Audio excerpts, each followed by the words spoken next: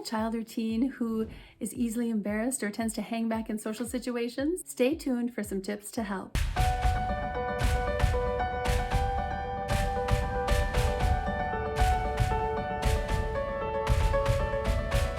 It can be painful as a parent to watch our kids hold back in social situations.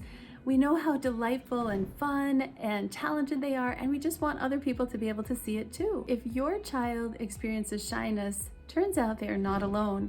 About 40 to 50% of Americans identify as being shy. Shyness is often defined as a discomfort with verbally expressing oneself or socially interacting. And though it's a common way to be, it can lead to some problems for kids.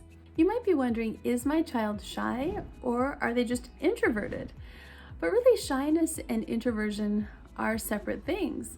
Someone who's introverted tends to just gain energy by being alone and have their energy drained by being with others. They tend to prefer small groups to large groups and less stimulating activities, just quieter activities. So as a parent, how do we address our child's shyness?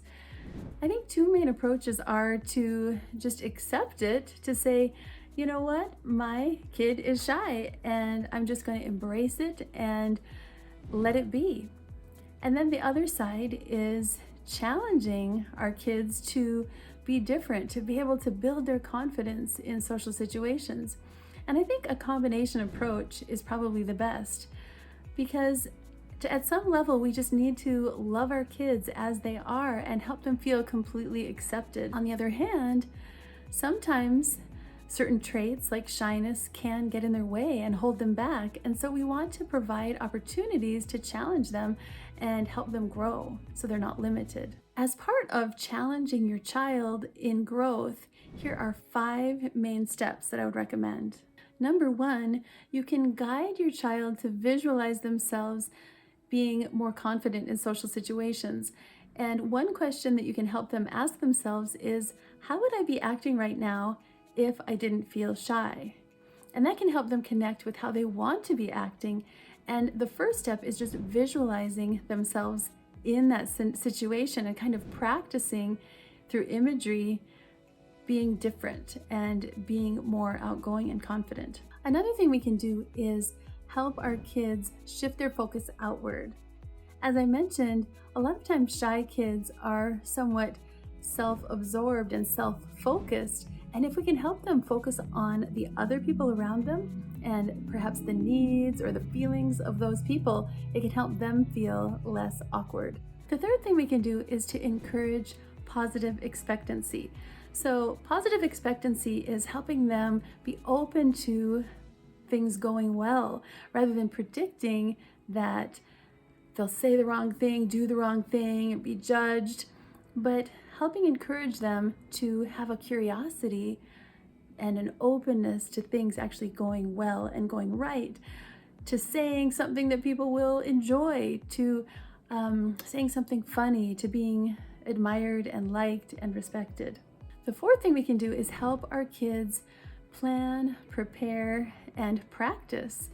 And we can even help them anticipate certain difficult situations and practice and rehearse what they might say and what they might do. And this can just help them feel a little bit more comfortable in a situation that would otherwise be new. Now, before I share my final tip with you, please be sure to hit the like button and the subscribe button so you can see more videos like this and help them be available to families who might need them. So my final and favorite tip for shy kids and parents of shy kids is to create situations where your child can face those things that they fear the most. And of course, we want to do this in baby step fashion, but when we can face our fears and our discomforts head on, we can experience and develop that muscle of distress tolerance. And what this means for a shy child is putting themselves in situations where they will need to interact, where they will need to express themselves, And as they do this, they will gain practice and they will gain confidence. If you're looking for some more tangible tips on how to help your child build greater confidence and greater resilience, check out my Parenting Anxious Kids quarterly workshop that I run. The link is in the video description and it's totally free.